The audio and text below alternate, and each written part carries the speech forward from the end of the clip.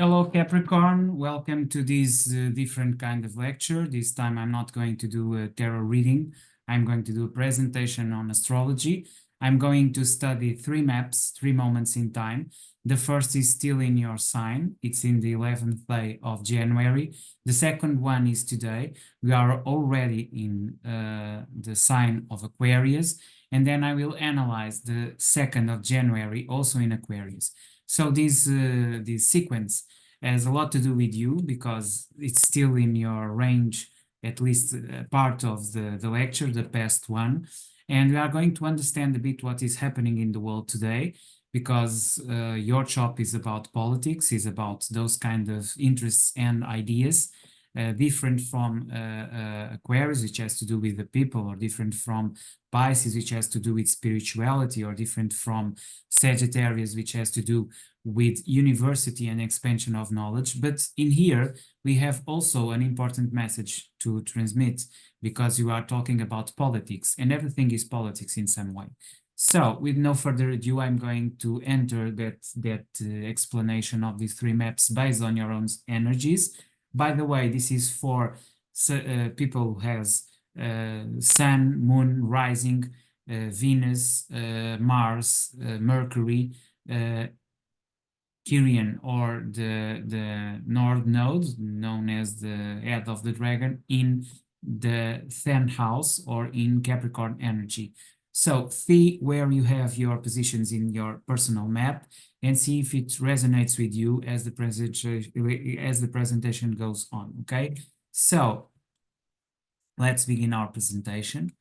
So the Parliament, which we already know, the 10th workshop, the Parliament, and we are talking about the fundamentals of political knowledge as a security instrument. And as I was mentioning, we have here a map which is in the houses, or the basic houses, the second, the third, and the fourth, and in the relation houses, the fifth, the sixth, and the seventh. We know that these houses belong to the energy of Taurus, which has to do with resources. The third house is communication. The fourth has to do with education, traumas, and with feelings and understanding. It is the house of Cancer, is the fourth one. Then we have the stage energy of Leo, is a fiery one. It's fiery energy, has to do with the stage, the way we present in the world as we want to be received by others and perceived by them, okay? It's not about our relation with our own body. This is the first house, okay? That is Aries. In here, in Leo, we are talking about the projection of that energy towards the other, and this is the stage, has to do with performative, also performative acting and performative arts. The sixth has to do with the way we relate ourselves with those who work for us and those we work for, the relation of the employees and the relation with our bosses, okay? Also the way we work with each other, the ethics of work, it's here in the sixth house, the service, the way we serve, and everything has to do with service towards this sixth house. In the seventh one, we are changing a bit the motto. In here is not all about the way we work, but the way we communicate, the way we establish our partnerships. And these partnerships can be personal partnerships, and we are talking about romantic relationships, or we are talking about professional ones, as the firm is the main theme of the seventh house. In the eighth house, we have the therapist, and has to do with family, sex, intimacy, and it's not a theme that is being explored in this map, in these collocations. So, going now to the planets. We have here Venus, which is, by the way, a planet of values. It is in Sagittarius. And we have here Mercury, which has to do with communication, the way we communicate. And they are both in the second house, which has to do with money, but it also has to do with the regent of these two planets, which is Sagittarius. And Sagittarius is about expansion, with superior studies, and with learning at the higher level, university learning, okay? So what this means? This means that communication is highly intellectual, and also that we are also preserving the values of humanity at this stage. But at the same time, the third house is dominated by Capricorn, and Capricorn is your energy, is the politics energy, which is basically security and protective. So these energies of security and protection are very clear, that are dominating this map, this interpretation map, because we have the moon, which has to do with the feelings, and we have also in the fourth house the regent of Capricorn, which is Saturn, the planet Saturn, and is the old guy. Okay, it's the guy which is controlling and maintaining things, has to do with the past, has to do with Chronos, the time, and it also has to do with the old ways, okay, old ways of politics, old ways of behavior, and it is on Pisces.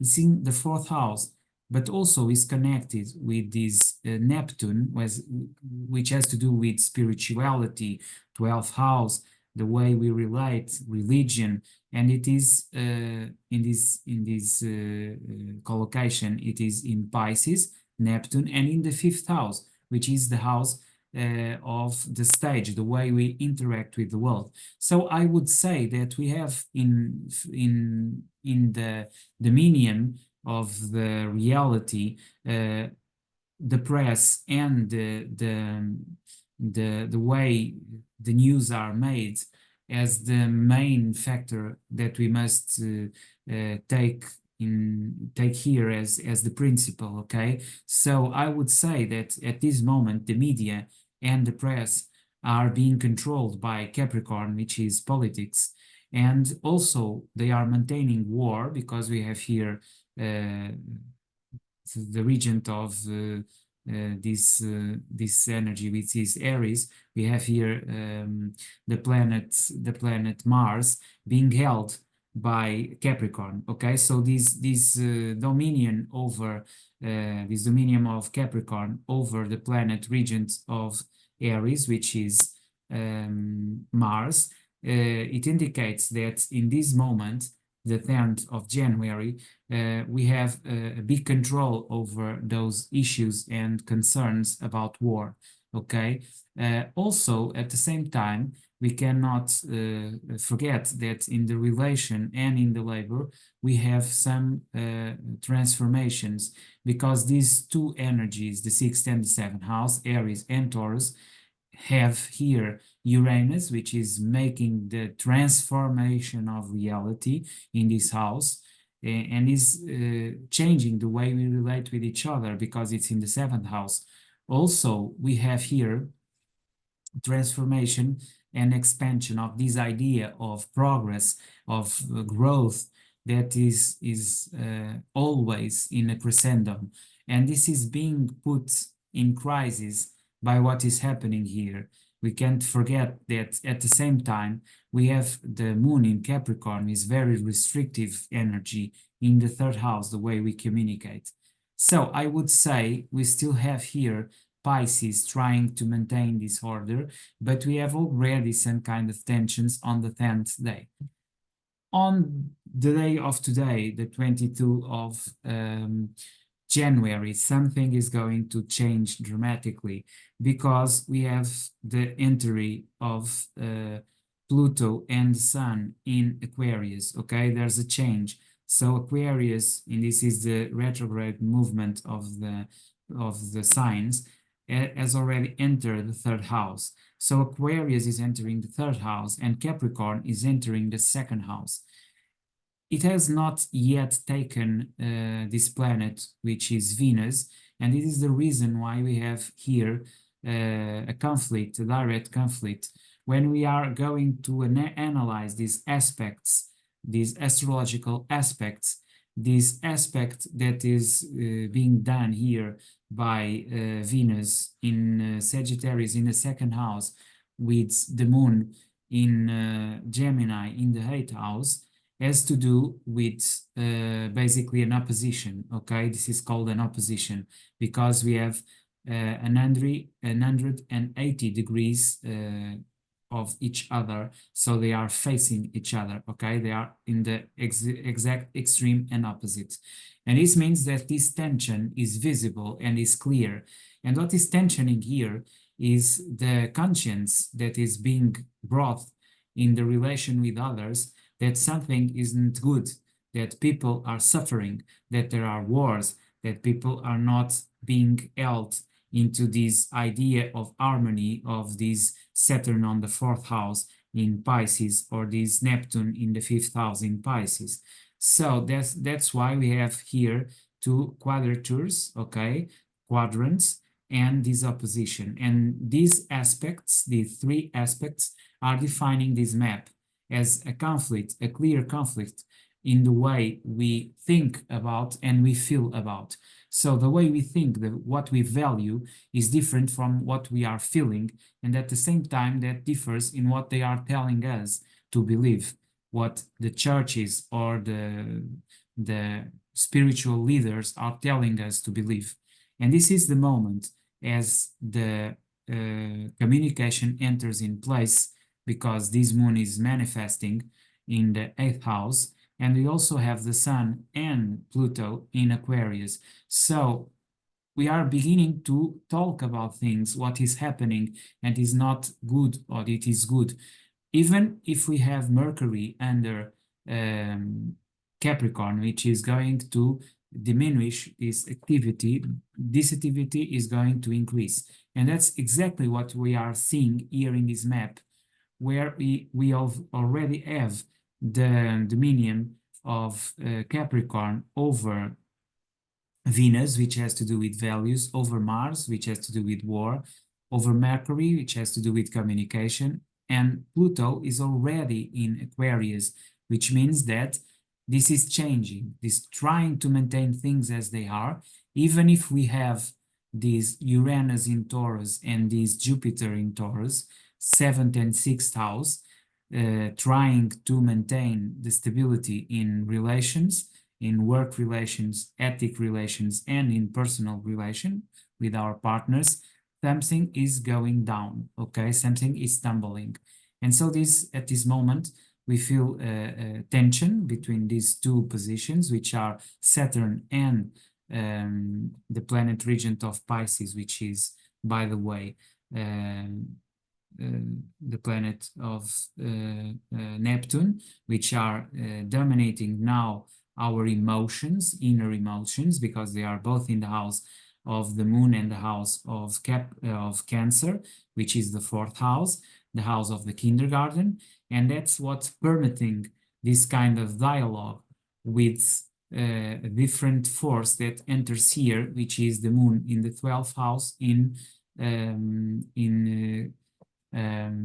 this time in the sign of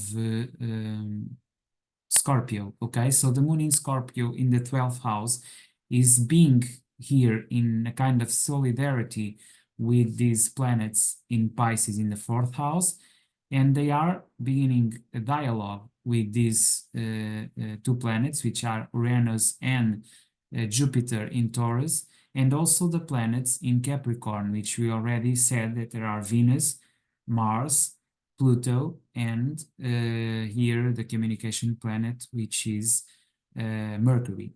So this is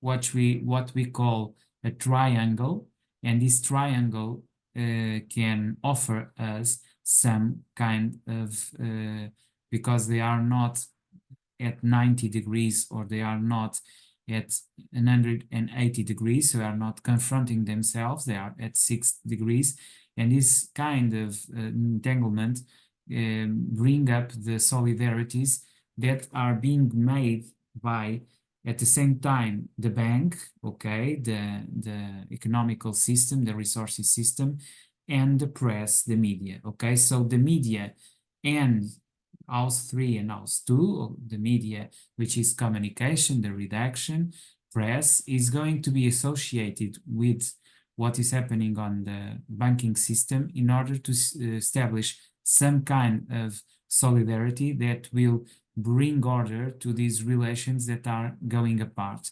but at the same time, this is a challenge, okay? So this is what is happening. Still, we have Capricorn on the command of things, but things are changing dramatically and in a very fast way, okay? So this is what I have to you today. See you next time, okay? Bye.